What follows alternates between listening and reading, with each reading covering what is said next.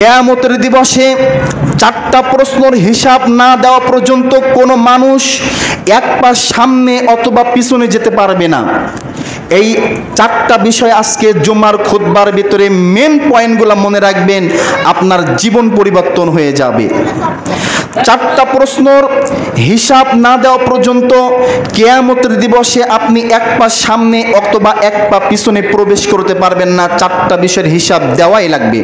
তার প্রথম নম্বর, আপনার পাপ আপনার কর্ম, এটা লেখা আছে। আপনার পাপ আপনার কর্ম আপনাকে দেখানো হবে। পৃথিবীর শুরু থেকে কিয়ামত পর্যন্ত যত মানুষ এসেছে, যত মানুষ আছে, যত মানুষ আসবে, প্রতিটা মানুষ যে কর্মে লিপ্ত হবে ওই কর্ম সব কিছু লেখা আছে, সিসি ক্যামেরার মতন ভিডিও করা আছে, আপনাকে সেটা দেখানো হবে। যেমন এখান থেকে 5 বছর আগে আমাদের একটি লেখা চিঠি, লেটার বা কোনো একটি লেখা হারিয়ে গিয়েছে।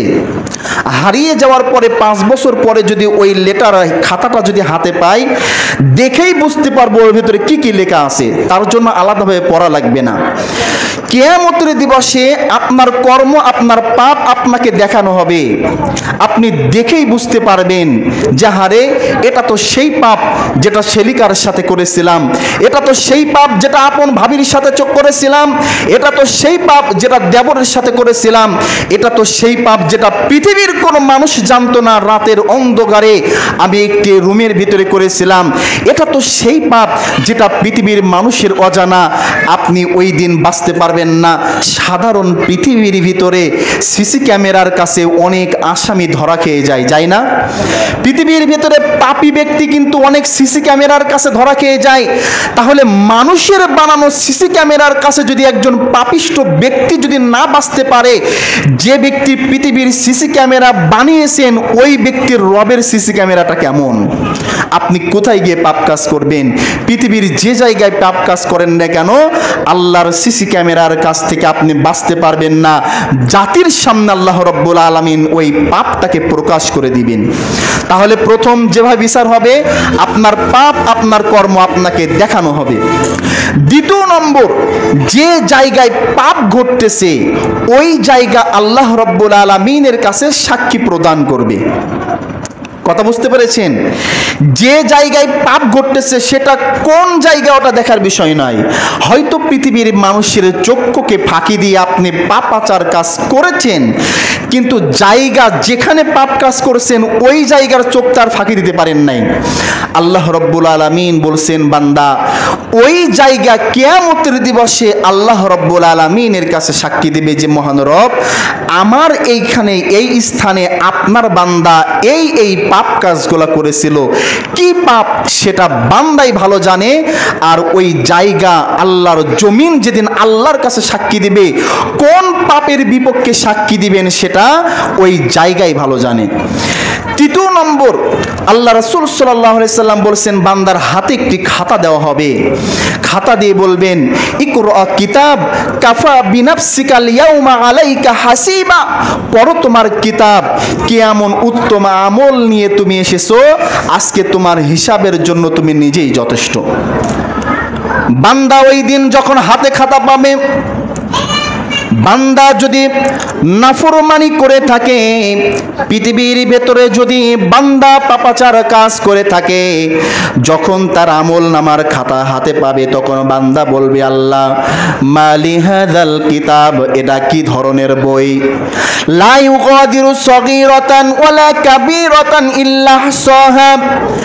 যার ভিতরে ছোট কথাও লেখা আছে, যার ভিতরে বড় কথাও লেখা আছে। পৃথিবীর এমন কোনো কথা বাদ নাই। পৃথিবীর ভেতরে ছোট পাপ করেছে সেটাও দেখি লেখা আছে, বড় পাপ করেছে সেটাও লেখা আছে। বান্দা সেদিন খাতা পাওয়ার পরে নাফরমান বান্দা আল্লাহর সাথে তর্ক বিতর্ক করবে যে মহান রব, আমি এই পাপ কাজটা করে নাই, আপনার ফেরেশতারা বেশি বেশি করে লিখছে। বান্দা যখন ফেরেশতাদের উপর দোষারোপ করবেন, আল্লাহ তখন চতুর্থ পর্যায়ে বিচার ফাইসালা শুরু করবেন। চতুর্থ পর্যায়ে বিচার ফাইসালা, বান্দার মুখকে সেলাই করে দেওয়া হবে, ঠোঁটটাকে সেলাই করে দেওয়া হবে, তার ব্যক্তিগত কথা বলার মতন আর কোনো শক্তি দিবে না। যেমন অনেক আসামি কাঠগোলার ভিতরে দাঁড়িয়ে থাকে, তার কথা বলার মতন কোনো শক্তি দেয় না। একমাত্র জজ সাহেব যেটা বলবে আর উকিল সাক্ষী যেটা বলবে এটাই তার গ্রান্টেড হয়, আসামির কথা গ্রান্টেড হয় না। কিয়ামতের দিবসে আসামি যখন বান্দা হবে, বান্দার কথাকে তখন বন্ধ করার জন্য মুখকে সেলাই করে দেওয়া হবে। বান্দা কথা বলতে পারবে না। সেদিন কথা বলবে আপনার হাত, যে হাত দিয়ে আপনি অন্যায় কাজ করেছিলেন, হ্যাঁ কে নাই না করেছিলেন, যে হাত দিয়ে আপনি মানুষকে দাপটের সহিত মেরেছিলেন, যে হাত দিয়ে আপনি ভালো জিনিসটাকে খারাপ করেছিলেন, যে হাত দিয়ে আপনি অন্যায় কাজের দিকে ধাপিত হয়েছিলেন, ওই হাত বলবে আল্লাহ আমার দ্বারাই এই খারাপগুলা করেছিল। তখন হাতের বিপক্ষে পা সাক্ষী দিবে আল্লাহ হাত যেটা বলেছে এটা সত্য বলেছে। চোখ বলবে আল্লাহ আমার দ্বারাই এই অন্যায় কাজগুলা দেখেছিল, পাপগুলা দেখেছিল।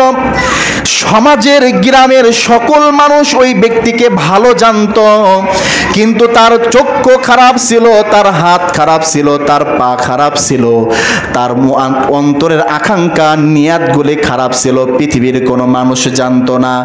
আপনার অঙ্গ প্রত্যঙ্গ যে হাতের মাধ্যমে, চোখের মাধ্যমে, পায়ের জন্য আপনি নিজেকে অহংকারী করেন, কিয়ামতের দিবসে এই হাত পা আপনার বিপক্ষে সাক্ষী প্রদান করবে। আর হাত যখন সাক্ষী প্রদান করবে আল্লাহ রব্বুল আলামিন তখন আপনার জন্য জাহান্নাম ছাড়া আর কিছুই রাখবেন না।